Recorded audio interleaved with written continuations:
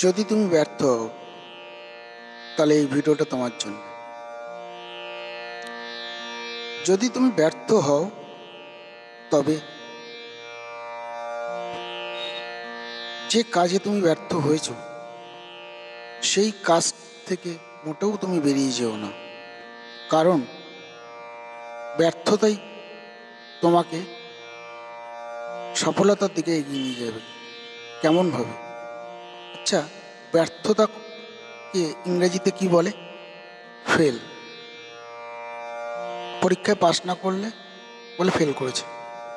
আচ্ছা, ফেল কথাটার ব্যাখ্যা কি আছে? আচ্ছা, ফেল কথাটার স্পেলিং কি আছে?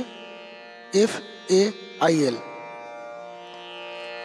একটু ব্যাখ্যায় গিয়ে যদি কথাটা এরমভাবে বলি, ফার্স্ট অ্যাটেম্প ইন লার্নিং, অর্থাৎ শিক্ষার প্রথম ধাপ। তো প্রথম ধাপে তো মানুষ ফেল করবেই, আর ফেল করাটাকে ফেল মনে করলে তো হবে না, শিক্ষার প্রথম ধাপ মনে করতে হবে। তাই ব্যর্থ যে হয়েছে সে সফল একদিন হবেই, এই আশা নিয়ে আজকে মতো ধন্যবাদ, নমস্কার।